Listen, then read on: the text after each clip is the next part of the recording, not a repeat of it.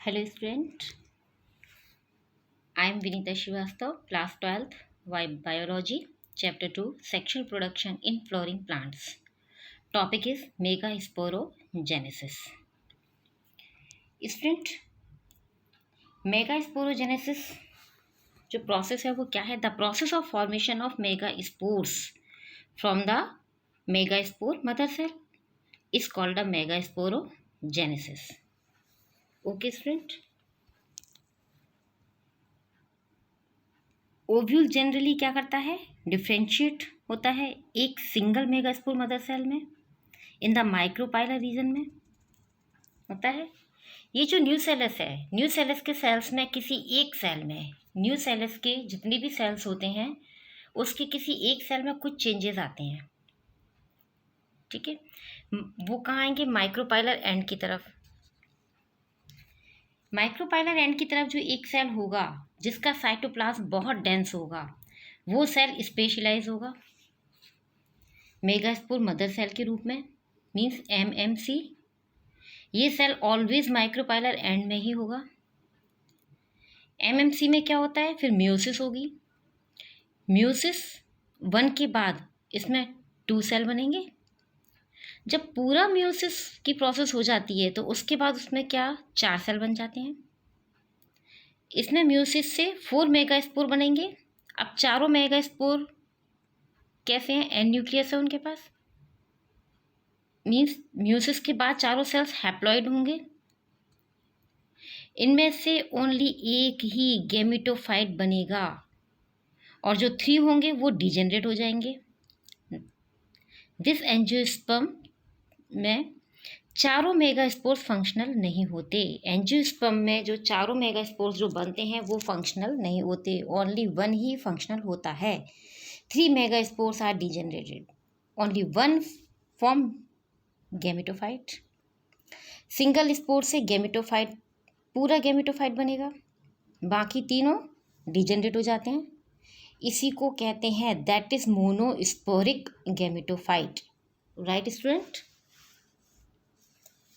अब इसमें जो गैमेटोफाइट बनेगा, फीमेल गैमेटोफाइट. फीमेल गैमेटोफाइट को हम क्या कहते हैं? एम्ब्रियोसैक कहते हैं.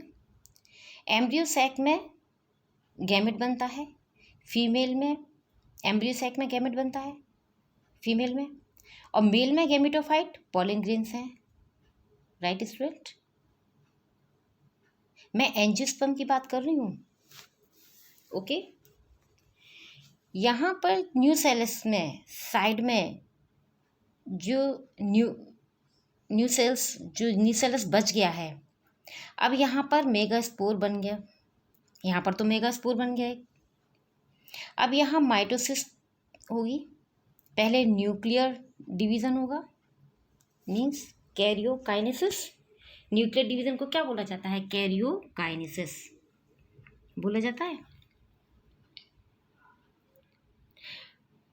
उसे कैरियोकाइनेसिस कहते हैं. और साइटोप्लाज्म के डिवीज़न को साइटोकाइनेसिस कहा जाता है.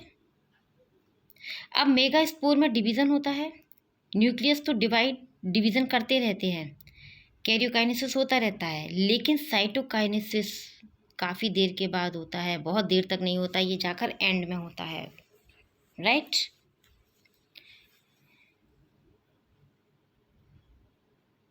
अब यहाँ पर क्या होगा? जो मेगास्पोर है लार्ज होता है, इसमें न्यूक्लियस है, इसमें एक न्यूक्लियस है. अब उनमें डिवीज़न हुआ. यहाँ पर क्या हो रहा है? Only karyokinesis is happening, no cytokinesis. इसमें माइटोसिस हुई तो 2 न्यूक्लियस बन गए. दूसरा न्यूक्लियस भी एन होगा. जब माइटोसिस होगी तो 2 न्यूक्लियस बन जाएंगे, और दूसरा न्यूक्लियस भी क्या होगा? एन. लेकिन यहाँ पर साइटोप्लाज्म टूटना नहीं चाहिए, लेकिन 2 सेल बनने चाहिए. साइटोकाइनेसिस नहीं हुआ. अब यहाँ पर अगेन माइटोसिस होगा, मतलब 4 न्यूक्लियस बन गए. अब भी साइटोकाइनेसिस नहीं हुआ. इनमें फिर माइटोसिस डिवीज़न होगा, मीन्स 8 न्यूक्लियस बन जाएंगे. ओके. लेकिन अभी भी सेल डिवीज़न नहीं हुई. अब कंडीशन क्या है, एक सेल के अंदर 8 न्यूक्लियस हैं। एक सेल के अंदर जब 8 न्यूक्लियस मीन्स 8 न्यूक्लियस होते हैं तो इस कंडीशन को क्या कहा जाता है, इस कंडीशन को कहते हैं सिनोसाइड कंडीशन। इसमें सेल वॉल बनेगी, इसमें सेल्स बनेंगी, इसमें 3 न्यूक्लियस माइक्रोपाइलर एंड में पहुंच जाएंगे, 2 न्यूक्लियस सेंटर में आ जाएंगे और 3 न्यूक्लियस चलाजल एंड में पहुंच जाते हैं। यानी कि न्यूक्लियस ने अपनी अपनी जगह सेट कर ली अपनी जगह। अब चलाजल एंड में 3 सेल बन जाएंगे, इसमें इन्हें एंटीपोडल सेल कहते हैं, इनका कोई फंक्शन नहीं होता। ओके, अब हम माइक्रोपाइलर एंड में भी 3 न्यूक्लियस हैं तो 3 सेल बनेंगे,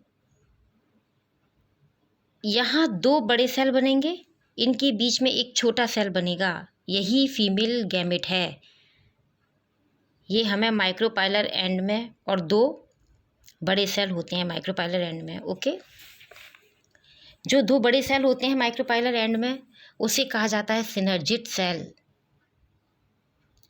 जब मेल गैमेट माइक्रोपाइलर एंड से एंटर करेगा तो उसे कौन बताएगा कि फीमेल गैमेट यहाँ पर है, ये सिनर्जिड सेल ही बताते हैं, वही मेल गैमेट को अट्रैक्ट करते हैं। सिनर्जिड सेल के ऊपर एक स्ट्रक्चर आपको दिखाई देगा, एक स्ट्रक्चर प्रेजेंट होता है जिसे हम कहते हैं filiform apparatus.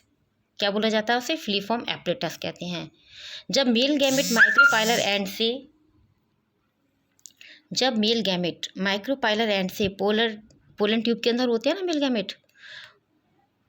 Male gamete micropylar and से जब आ रहे होंगे तो उन्हें ये फिलीफॉर्म एपरेटस ही अपनी ओर मतलब पोलन ट्यूब को अपनी ओर अट्रैक्ट करते हैं, उन्हें बताते हैं कि फीमेल गैमेट यहाँ पर है, पोलन ट्यूब यहीं आए, इधर उधर ना जाए। देखिए अब एम्ब्रियो सैक बन चुका है, पूरा एम्ब्रियो सैक बन गया। 3 सेल नीचे, 3 सेल नीचे की ओर और 3 सेल ऊपर। बीच में एक सेल बन जाती है। बीच में जो सेल बनता है उसे 2 न्यूक्लियर, उसमें 2 न्यूक्लियस होते हैं, उसे 2 पोलर न्यूक्लियाई कहते हैं। उसमें 2 पोलर न्यूक्लियाई प्रेजेंट होते हैं ना। एम्ब्रियो सैक में 6 सेल तो होंगे जिनमें एक न्यूक्लियस होगा, एक न्यूक्लियस होगा दोनों सब में, लेकिन सेंटर में जो सेल है उसमें 2 न्यूक्लियस होते हैं, that is central cell and these nuclei is polar nuclei. अब एक क्वेश्चन आता है कि एंजियोस्पर्म का एम्ब्रियो सैक 8 न्यूक्लिएटेड होता है बट 7 सेल्ड होता है। So student, embryo sac of a angiosperm is 7 celled and 8 nucleated. ठीक है, 3 ऊपर, 3 नीचे और 2 सेंटर में।